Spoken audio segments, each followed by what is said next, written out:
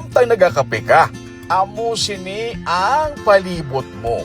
Ini ang katuan ta sa sini naman nga episode.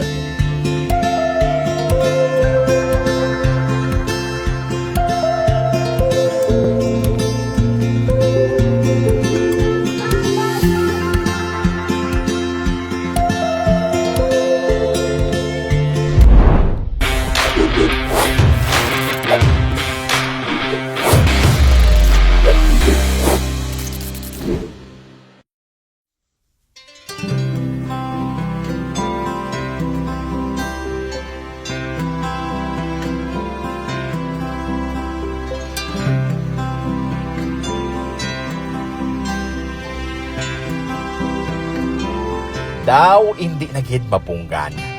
Nagapasulod na. Nagapasulod na gid ang tig-ululan. Kag, kung nagainulan, kag, mabugnaw ang panahon. Kanami pangita sang matawhay, mabugnaw, kag, malinong nga kapihan.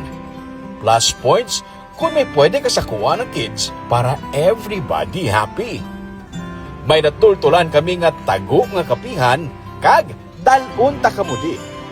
Ari sa Bacolod, mga almost 1 ka oras nga drive, pakadto sa Barangay Patag sa Silay City. Riktahon ang dalan pasaka sa likod sang airport, after Barangay Gimbalaon, patag na. Sa may babaw sang old hospital, di bala miyara dala sang Ilaya nga resort.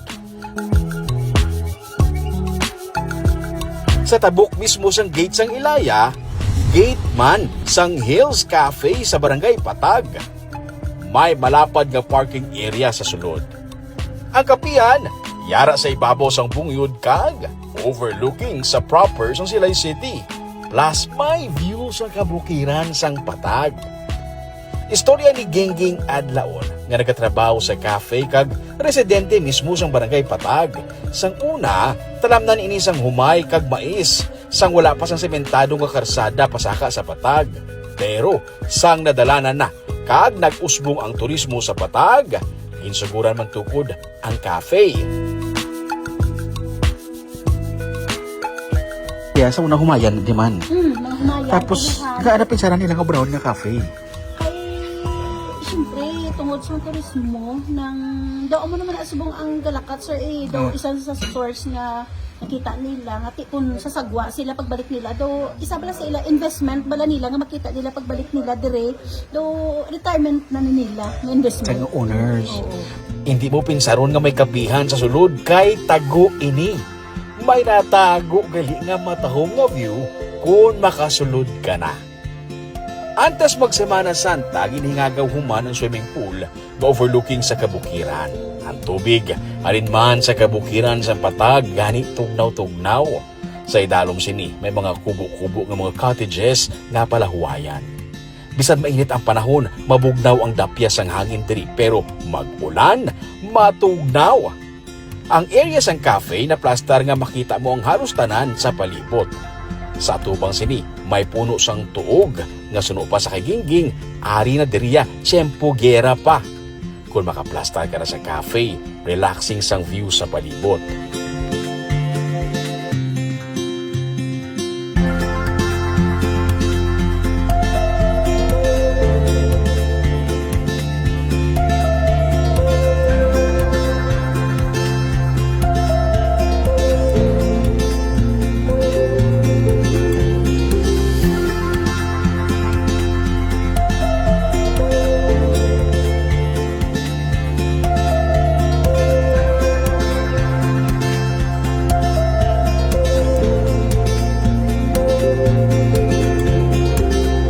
Makasulod ka lang sa cafe nga wala sang entrance fee. Pero syempre, order ka man kape o kung pagkaon dahil, no?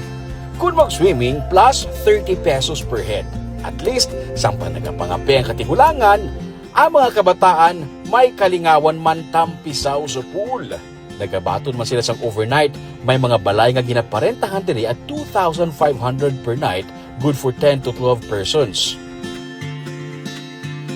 Ano ka balay na mo, ginaparentahan? Tagpila man? Tag 2.5 ni sa sir ang balay namo, naka-buildings na siya, 2 ka rooms na siya. May banyo man? Oo, may ara banyo. Tapos may ang lutuan namon nga suba-subahan sa sagwa lang.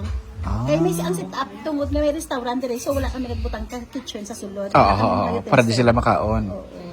So, basog balang kayong pwede. Oo, pero ang may baby buildings lang kami tapos ang masulod sila sa balay is 10 to 12 person. Sa 2-5, 10 to 12 persons na? Barato sana. Ang the best part kay, malinong diri kag mabugnaw, suwak para sa quick weekend getaway sang pamilya o kon barkada.